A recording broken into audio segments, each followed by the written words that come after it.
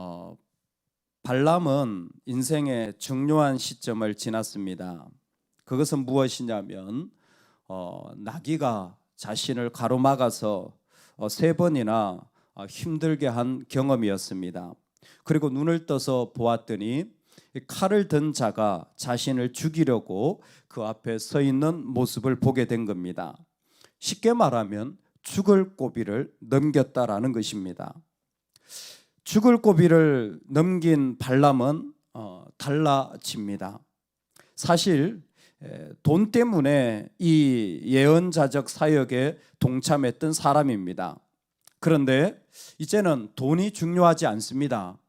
실제로 하나님이 계신다라는 것을 그 안에서 알게 되었고, 심지어 자기를 초청한 발락에게, 모압 왕에게도 여호와께서 이제 이 일을 맡고 있다라고까지 말할 수 있는 사람이 되었습니다.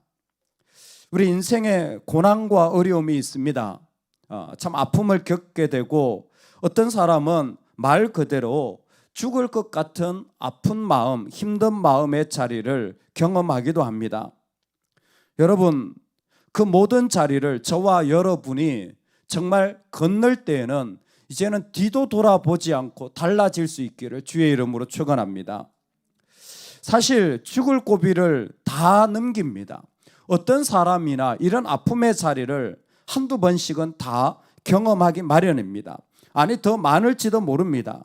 다만 어떤 사람은 완전히 달라지는 사람이 있는가 하면, 어떤 사람은 그 전이나 이후나 달라지지 않는 사람이 있습니다. 발람을 예로 든다면 안타깝게도 달라진 것처럼 보이지만 달라지지 않은 사람입니다. 그 죽을 것 같은 고비, 그 어려움을 겪어도 달라지지 않았다면 정말 얼마나 억울합니까?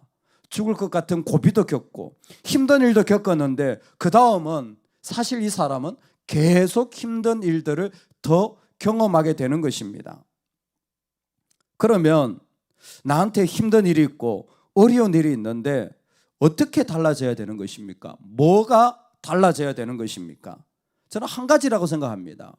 이 세상에서 정말 힘든 일을 겪고 마음이 깊이 상하고, 아니면 관계가 깨어지고, 아니면 경제적 위기에 겪으면서 볼 수 있는 건 한 가지라고 생각합니다. 이 땅에서 두려워할 것이 없다라는 것입니다. 죽음을 맞이하는 질병에 걸렸건 소유건 상처건 이 세상의 것이 더 이상 쓸모없다라는 것을 분명히 깨닫고 정말 두려워할 자를 두려워하는 자로 돌아서는 것이 우리가 달라져야 될 방향인 것 같습니다. 아무리 좋은 것이라도 하나님 앞에 살아갈 때에 이 세상의 것은 의미 없지 않습니까? 할렐루야. 이건희 회장이 죽으면서 남긴 글에 보니까 건강에 대해서 그렇게 많이 강조를 하셨더라고요. 그러면 그분이 하신 이야기가 뭐냐면, 자기가 그렇게 많은 돈을 벌었고 비싼 승용차를 타고 다니지만 내가 죽으면 이 승용차 키가 다른 사람한테 갈 것 아니냐, 아무 의미 없다라는 거죠. 정말 이 세상에 있는 무엇도 내가 가질 수 없는 것입니다. 어떤 한 분이 그렇게 표현을 했는데 마음에 와 닿았습니다. 국자가 국의 맛을 모르고 살아간다. 깜짝 놀랐어요. 그런 표현도 있습니까? 예. 국자가 국의 맛은 모른다라는 거예요. 정말 마음에 확 다가왔습니다. 정작 교인이 하나님 맛, 하나님 두려워하는 것은 잘 모르고 살아가는 경우가 얼마나 많습니까? 그냥 국만 퍼나르고 있지. 여러분, 우리가 진정으로 하나님을 두려워할 수 있기를 주의 이름으로 축원합니다. 아멘. 그럼 발람은 왜 지금 이런 예언을 하고 있습니까? 하나님은 이 땅의 모든 자들을 자신의 작대기로, 도구로, 부직갱이로 사용하실 수 있는 분입니다. 발람은 먼 훗날을 하나님의 영에 의하여서 확실하게 하나 보고 있습니다. 그것은 너무나 대조되는데, 이스라엘에게서는 한 별이 나와서 바로 지금 자신에게 돈을 주고 예언하게 한 모압과 에돔을 멸망하게 할 것이라는 예언을 하게 됩니다. 한 별이 나온다라는 것은 나중에 이 사무엘하 그리고 성경을 보면 다윗이 바로 이 에돔과 모압을 멸망하는 거죠. 특별히 모압을 이 다윗이 정복할 때 장면을 보면 참 재미있습니다. 모압에 들어가서 전쟁에 이기고는 두 줄 길이의 자를 들고 가죠. 그래서 두 줄 길이의 사람은 어떻게 해요? 죽입니다. 한 줄 길이의 사람은 어떻게 해요? 살립니다. 할렐루야. 적당하게 키가 커야 돼요. 너무 키 큰 사람은 회개하시기 바랍니다. 두 줄 길이의 사람은 죽여요. 그렇게 모압을 정복하지 않습니까? 그때 이 일들을 통하여서 하나님이 그들에게 알려주시는 게 뭡니까? 다윗이 어디로 가든지 여호와께서 이기게 하시느니라 라는 것이 이 예언의 말씀이 성취되어진 거예요. 이게 뭐냐 하면 하나님의 사람들이 어디로 가든지 하나님이 이기게 하시는 거예요. 믿으십니까?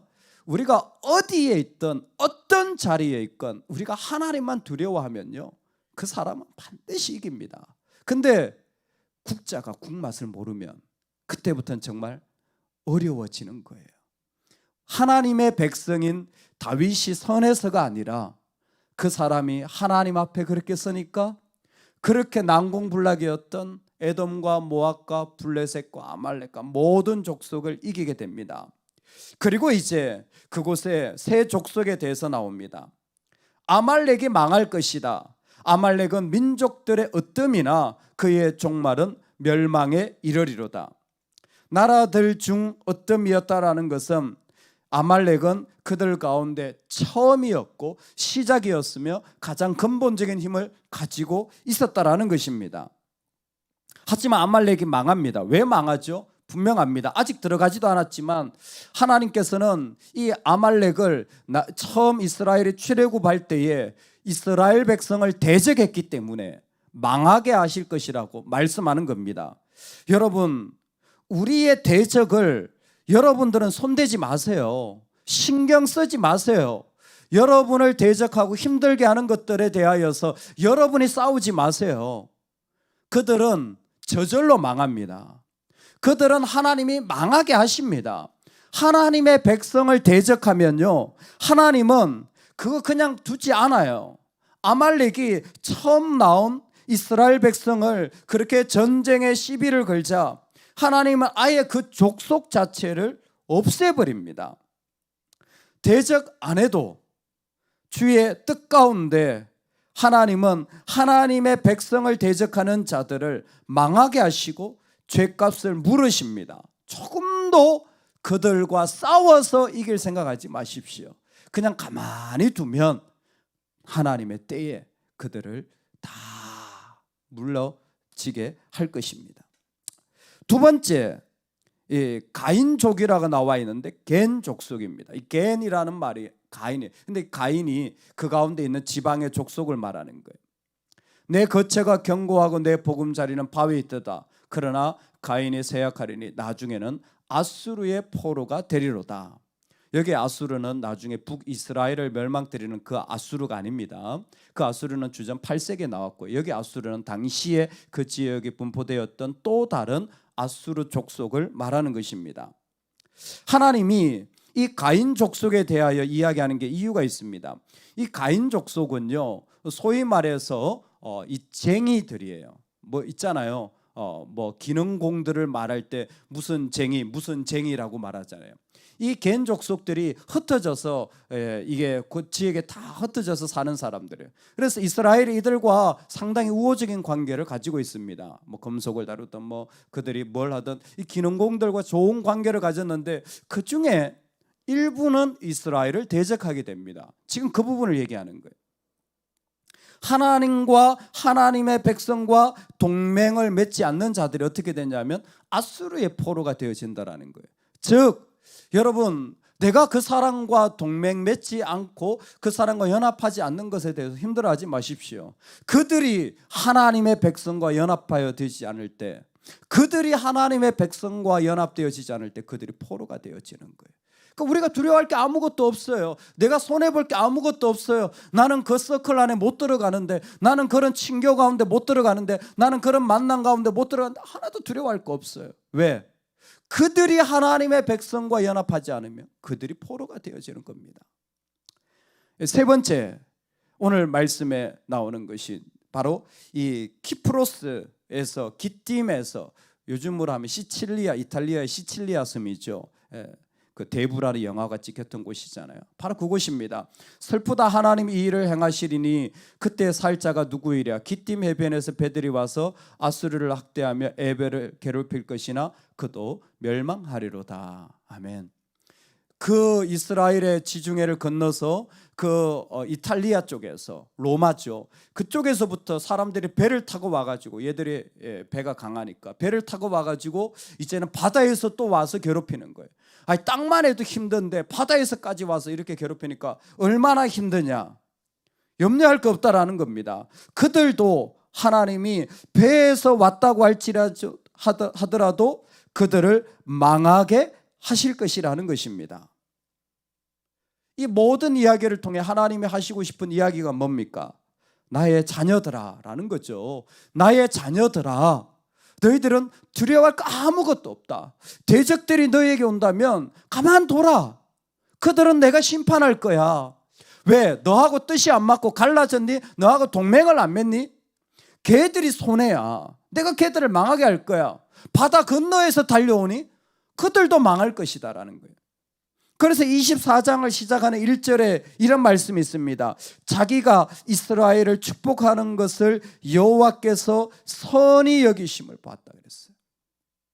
발람이 보면서 신기한 게 뭐냐면, 하나님의 백성들을 축복하는 것을 하나님께서 참 좋게 여긴다라는 것을 깨달은 거예요. 그러니까 이 백성들을 향한 하나님의 마음이 어떤지를 분명히 이 돈 받고 예언하는 발람도 본 겁니다. 여러분 보고 계십니까? 하나님이 나를 얼마나 아름답게 여기시고 하나님 나를 얼마나 소중히 여기는지 여러분 보고 계십니까? 여러분, 우리가 그렇게 하나님을 바라보는 은혜가 있기를 소망합니다. 발람은 깨달은 거예요. 이스라엘 백성들을 향하여서 하나님이 얼마나 좋게 여기고, 그러니까 하나님이 말씀하실 때 뭡니까? 내가 이 대적들을 내가 물리치겠다라는 말씀인 동시에 하나님의 백성들을 향해서 너희들이 나에게로 오라. 너희들이 나를 두려워하라. 너희들이 나를 알아가는 일에 온 마음을 힘쓰라는 거예요. 할렐루야. 어려운 일이 닥칩니까? 더 하나님을 그 자리에서 깊이 알아가시길 바랍니다. 그래 인생에 손해를 안 봐요. 근데 어려운 일로 끝난다? 그건 정말 손해예요. 왜? 절호의 하나님을 알 기회거든요. 커비넌트 신학교라고 있는데 참 좋은 학교입니다. 그게 브라이언 채플이라고 설교에 유명한 분인데, 그분이 총장이신데 25년 그분이 사역을 하면서 기가 막힌 걸 발견했대. 25년 전에 그 신학교에 들어가서 신학교에 들어온 학생들 성경시험, 신입생들이 성경시험을 치는데요, 신입생들 중에 75%가 합격을 했대. 25년 전에. 근데 지난해에 아이들한테 성경시험을 쳤는데 75%가 떨어지더래요. 그렇게 세상이 바뀌었다라는 거예요. 예전에는 신입생들에게 시험을 치면 75%가 합격을 했는데 이제는 75%가 떨어지는 시대가 되었다는 거예요. 뭡니까? 의외로 하나님에 대하여서 하나님을 두려워하고 하나님을 알아가는 일들이 하나님을 위해 산다고 하는 사람들에게조차 현격하게 떨어졌다는 거예요. 우리가 수많은 대적과 씨름하고 수많은 문제와 씨름하긴 하지만 실제로 내가 내 삶에 하나님과 씨름하고 하나님을 알아가는 일들에 우리가 얼마나 사실 많이 무너졌는지를 말씀하시는 것이었습니다. 형제들아, 세상에 너희를 비워하여도 이상히 여기지 말라. 왜요? 예수님도 그 미움을 받았거든요. 그러니까 더 이상 이제 대적을 두려워하지 마시기를 주의 이름으로 축원합니다. 그들을 두려워하지 마시기 바랍니다. 오히려 그들이 우리를 두려워할 겁니다. 우리는 하나님만 두려워합시다. 오늘 이 어려움의 순간에도 오직 하나님만 내 안에 더 채워지는 은혜가 있기를 소망합니다. 그래서 이 위기와 아픔의 시간이 내 안에 세워져서 하나님, 내가 살아갈 때 이것이 하나님의 은혜입니다 라고 고백할 수 있기를 소망합니다. 그 탤런트 한혜진 자매의 간증을 보니까 자기가 사실 그냥 교회 다니고 이런저런 일들이 있었는데 결정적으로 자기에게 바뀌어진 시간이 있었다라는 거예요. 예수님을 안 믿어서가 아니라 내 삶을 정말 달라지게 만든 사건이 있었다라는 거예요. 새벽기도였답니다. 새벽기도 나가서 하나님의 말씀을 듣는데 그때부터 자신의 인생은 달라졌대요. 그 말씀을 못 들은 말씀이 아니라는 거예요. 들었던 말씀이라는 거예요. 근데 그것이 자신의 인생을 정말 다르게 만들었다는 거예요. 그건 그 자매의 개인적인 간증이죠. 여러분, 우리에게 그 자리가 있길 소망합니다. 이 세상에 어떤 것 없어도 내 하나님만 계시면 그분을 두려워함으로 내 인생이 충분히 살아갈 수 있는 은혜가 저와 여러분 가운데 세워지기를 간절히 소망합니다. 아멘, 아멘.